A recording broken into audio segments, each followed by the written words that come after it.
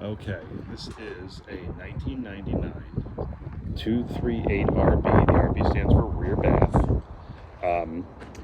I just wanted to come over the storage because of the overwhelming response online. I wanted to make sure I was setting the right expectations here. But yeah, the V10 runs fantastic. It's absolutely filthy because it's been sitting here for a little while. I intended to get to this a little more actively, but have been busy, and then of course everything with the house closing. So yeah, let's do a quick walkthrough. You can see these are simulators. They're called. They're wheel simulators.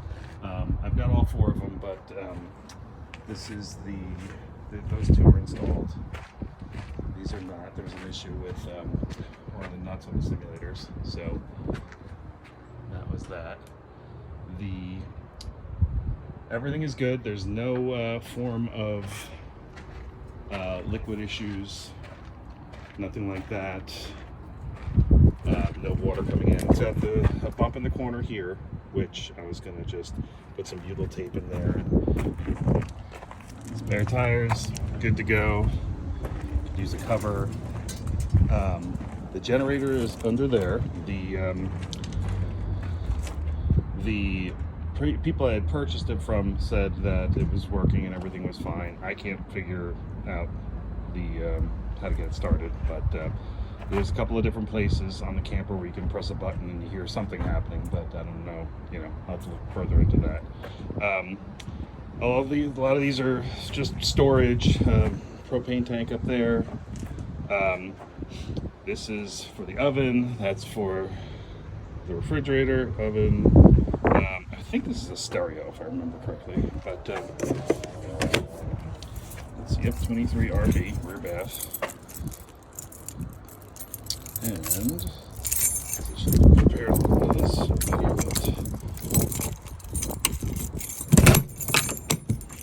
okay.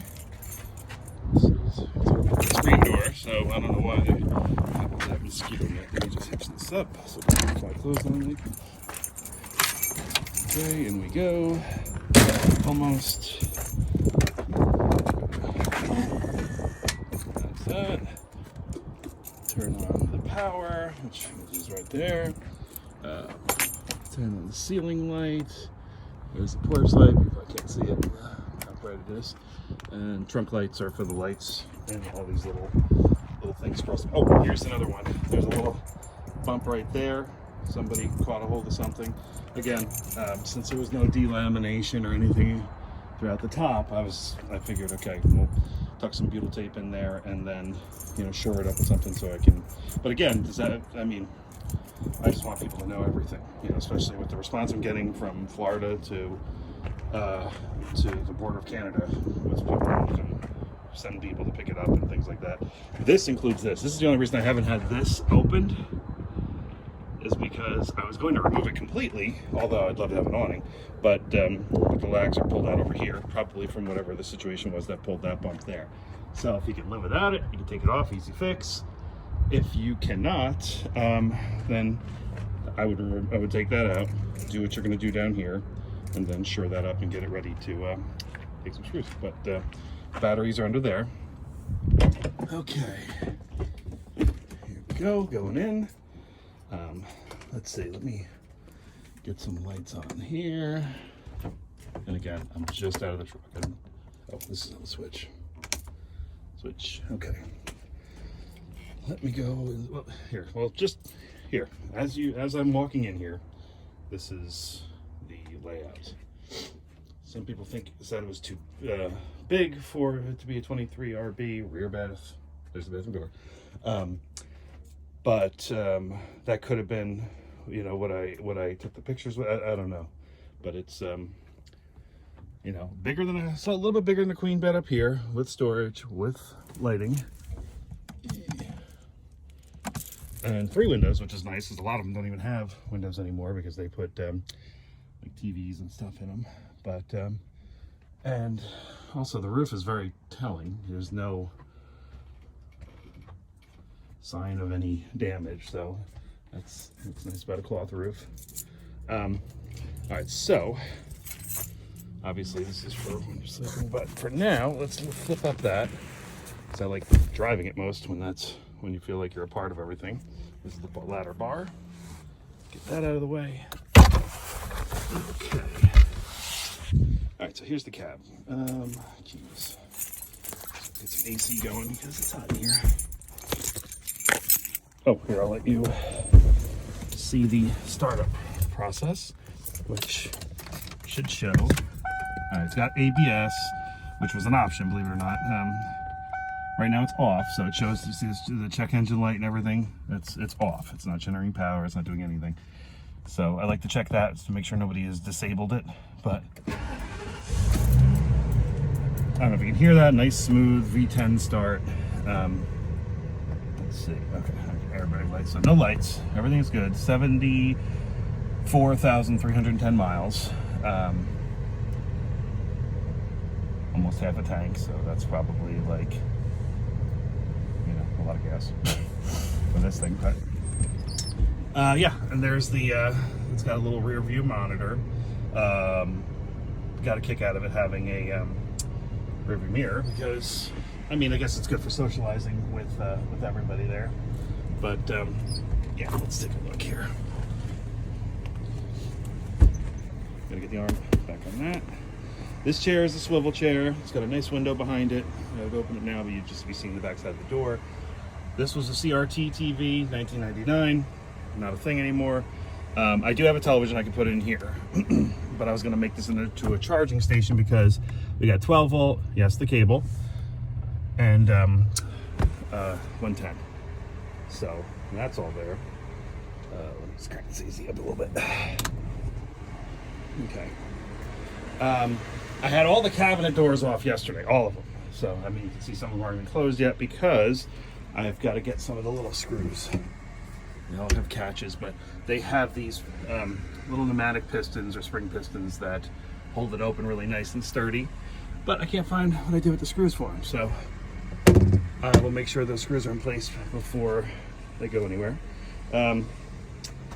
The table, there's seat belts under all the, I believe it's 2 per side. So 1, 2, 3, 4, 5, 6, 7, 8, 9, 10. So in theory, 10 people can be cruising this thing. It's called a it's a sleep 6 or I don't know when that cut out, but it's supposedly sleep 6. When these fold flat, these are full beds, I believe. So to me, you're not getting 2 people. You're not getting 2 of me in a full bed. Up here, it's a little bit bigger than the queen. So okay, so let's say 2, maybe 3 if there's kids involved or something up there. 4 or 5. So that's what I get from it. Stoves here. It's all good.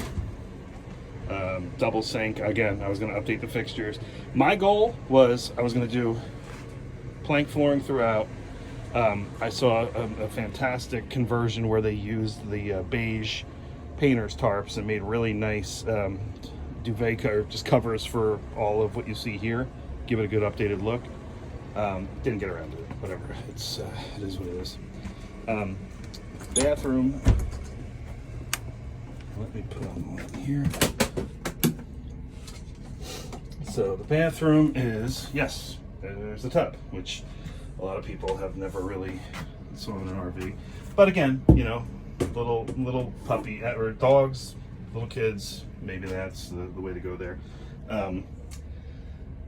The toilet is brand new ceramic Dometic. It's like a $285 toilet, so I wanted to grab that because I got a camper and it is 20-something years old. So, but that's why that still has not been ever used. So there's a win. I think that's about it. Really, the only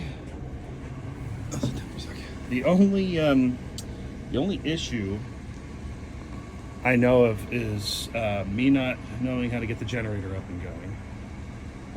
But you've got buttons that do stuff for it. So I think I could hear something when I press this. So And this is the test pump, the heater, all that stuff. And this is to turn this on. This would go on 12 volt if we were using it now, like on the road. But you can convert it. You can just hit the other button to use propane. It'll be a little more active. Or when you're hooked up to a campsite or something, you just plug this in and everything will work off of that.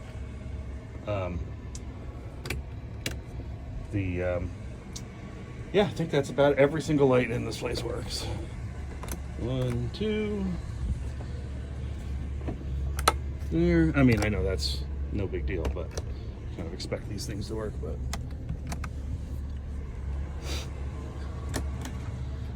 And this is the switch. Close that one. Okay, I just want, just because I was not expecting, you know, there's over 100 people that claim to be serious buyers.